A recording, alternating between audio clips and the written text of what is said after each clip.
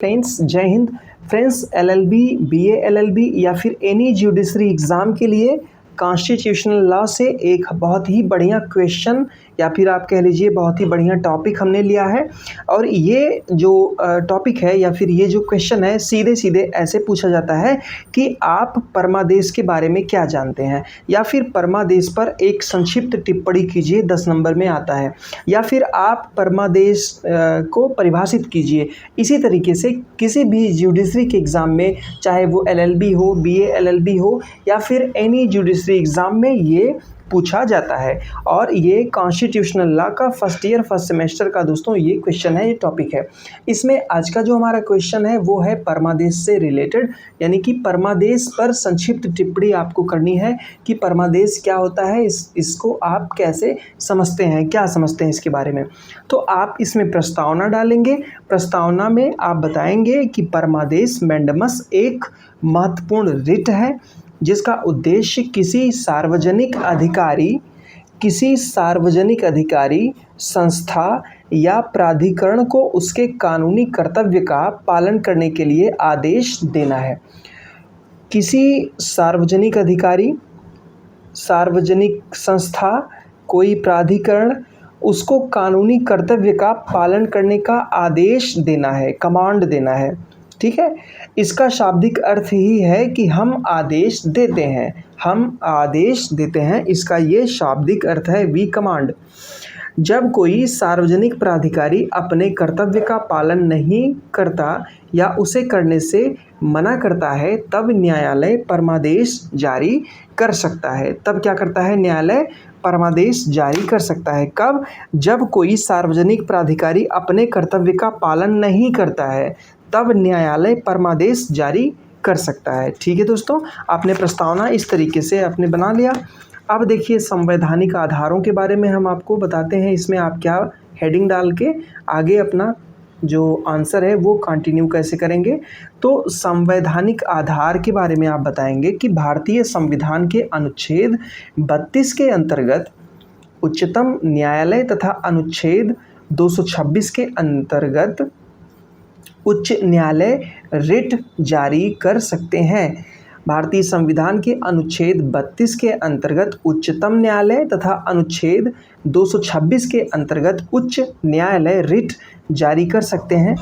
अनुच्छेद 226 के अंतर्गत उच्च न्यायालय मौलिक अधिकारों के प्रवर्तन के साथ साथ उच्च कानूनी अधिकारों के लिए भी रिट जारी कर सकता है। ठीक है, इसको आप समझ गए कि संवैधानिक आधार क्या है इसका, कि अनुच्छेद 32 के अंतर्गत उच्चतम न्यायालय और अनुच्छेद 226 के अंतर्गत उच्च न्यायालय रिट जारी कर सकता है। अनुच्छेद 226 के अंतर्गत उच्च न्यायालय मौलिक अधिकारों के प्रवर्तन के साथ साथ अन्य कानूनी अधिकारों के लिए भी रिट जारी कर सकता है। ठीक है, अब देखिए परमादेश की प्रमुख विशेषताओं के बारे में हम यहाँ पे आपको बताते हैं। जो अगली हेडिंग बनेगी कि परमादेश की प्रमुख विशेषताएं। जैसे अगर आपको ये क्वेश्चन मिला तो आप एग्ज़ाम में इसी तरीके से करेंगे। परमादेश की प्रमुख विशेषताएं आप समझ लीजिए कि यह किसी कानूनी कर्तव्य को पूरा करने के लिए जारी किया जाता है। यह किसी कानूनी कर्तव्य को पूरा करने के लिए जारी किया जाता है। दूसरा, जिस व्यक्ति या संस्था के विरुद्ध परमादेश मांगा गया है उस पर कानूनी कर्तव्य होना आवश्यक है। जिस व्यक्ति या संस्था के विरुद्ध परमादेश मांगा गया है उस पर कानूनी कर्तव्य होना आवश्यक है, तभी परमादेश की रिट जारी होगी। याचिकाकर्ता का कोई कानूनी अधिकार होना चाहिए। याचिकाकर्ता का कोई कानूनी अधिकार होना चाहिए जिसके अनुरूप संबंधित प्राधिकारी का कानूनी कर्तव्य हो। ठीक है, तो याचिकाकर्ता का कोई कानूनी अधिकार होना चाहिए जिसके अनुरूप संबंधित प्राधिकारी का कानूनी कर्तव्य हो। ठीक है, आगे बढ़ते हैं। इसमें आप नेक्स्ट बताएंगे, अगला है कि सामान्यतः यह सार्वजनिक अधिकारी सरकारी विभाग, स्थानीय निकाय, वैधानिक संस्था या अन्य सार्वजनिक प्राधिकरण के विरुद्ध जारी किया जाता है। सामान्यतः यह सार्वजनिक अधिकारी, जैसा कि आपने पहले भूमिका में प्रस्तावना में बताया है कि सामान्यतः यह सार्वजनिक अधिकारी सरकारी विभाग, स्थानीय निकाय, वैधानिक संस्था या अन्य सार्वजनिक प्राधिकरण के विरुद्ध जारी किया जाता है। इसमें अगला आपको बताना है कि केवल नैतिक या व्यक्तिगत कर्तव्य के पालन के लिए परमादेश जारी नहीं किया जा सकता। ठीक है, केवल नैतिक या व्यक्तिगत कर्तव्य के पालन के लिए परमादेश जारी नहीं किया जाता है। आगे देखिए, कुछ आगे और बातें हैं कि उच्चतम न्यायालय ने स्पष्ट किया है कि परमादेश के लिए याचिकाकर्ता के पक्ष में कानूनी अधिकार तथा प्रतिपक्ष के विरुद्ध उस अधिकार से संबंधित कानूनी कर्तव्य का होना आवश्यक है। मतलब कि जो उच्चतम न्यायालय है, उन्होंने स्पष्ट किया कि परमादेश के लिए याचिकाकर्ता के पक्ष में कानूनी अधिकार तथा प्रतिपक्ष के विरुद्ध उस अधिकार से संबंधित कानूनी कर्तव्य का होना आवश्यक है। ठीक है, अब देखिए परमादेश कब जारी नहीं हो सकता है, इसके बारे में भी आपको यहाँ पे जानना आवश्यक है और आपको बताना चाहिए कि परमादेश कब जारी नहीं होता। परमादेश सामान्यतः निम्न परिस्थितियों में जारी नहीं किया जाता। मतलब निम्न परिस्थितियों में जारी नहीं किया जा सकता है, जैसे कि इसमें ये पहला होना चाहिए था, ये गलत नंबरिंग हो गई दोस्तों। इसमें निजी व्यक्ति के विरुद्ध निजी कर्तव्य के पालन के लिए, निजी व्यक्ति के विरुद्ध निजी कर्तव्य के पालन के लिए परमादेश जारी नहीं हो सकता है। ठीक है, आगे बढ़ें दोस्तों। दूसरा है इसमें कि ऐसे कर्तव्य के लिए जो कानूनी रूप से बाध्यकारी ना हो। ऐसे कर्तव्य के लिए जो कानूनी रूप से बाध्यकारी ना हो, ठीक है, तो परमादेश जारी नहीं हो सकता इसमें। अब इसमें नेक्स्ट है तीसरा, केवल संविदात्मक दायित्व को लागू कराने के लिए, केवल संविदात्मक दायित्व को लागू कराने के लिए जहां कोई सार्वजनिक विधिक कर्तव्य ना हो, वहां भी परमादेश जारी नहीं हो सकता है।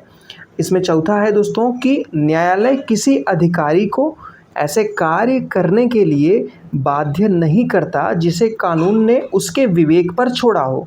ठीक है, तो न्यायालय क्या है कि किसी अधिकारी को ऐसे कार्य करने के लिए बाध्य नहीं करता जिसे कानून ने उसके विवेक पर छोड़ा हो, तो भी परमादेश जारी नहीं हो सकता। अब इसमें आप एग्जाम्पल एक सेट करेंगे, इसमें बताएंगे, एग्जाम्पल आपको लिखना ज़रूरी है दोस्तों। इसमें आप बताएंगे कि यदि कोई वैधानिक प्राधिकरण कानून के अनुसार किसी व्यक्ति को मिलने वाली सुविधा या अधिकार देने के लिए बाध्य है, लेकिन वह बिना उचित कारण ऐसा नहीं करता, तो प्रभावित व्यक्ति उच्च न्यायालय में याचिका प्रस्तुत कर सकता है और न्यायालय उस प्राधिकरण को अपना कानूनी कर्तव्य पूरा करने का परमादेश दे सकता है।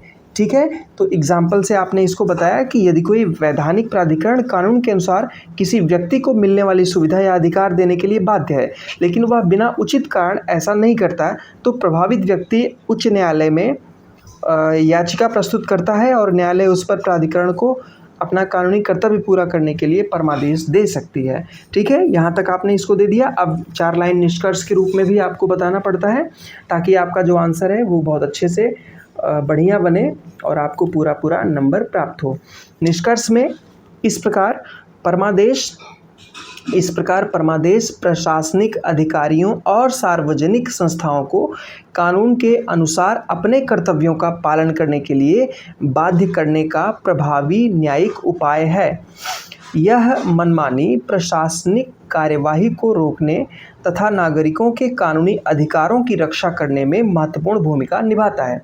आपने निष्कर्ष इसी तरीके से बना दिया कि यह जो ये परमादेश है प्रशासनिक अधिकारियों और सार्वजनिक संस्थाओं को कानून के अनुसार अपने कर्तव्यों का पालन करने के लिए बाध्य करने का प्रभावी न्यायिक उपाय है।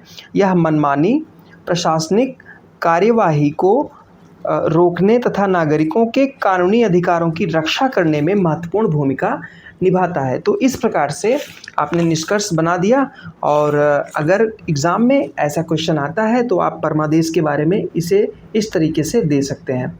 ठीक है दोस्तों, तो ये आपको अच्छे से समझ में आ गया होगा कि ये आप कोई भी जुडिशरी का एग्ज़ाम देंगे तो अगर परमादेश आ रहा है तो आप उसको ऐसे इसी तरीके से कर पाएंगे। ठीक है, थैंक यू, जय हिंद।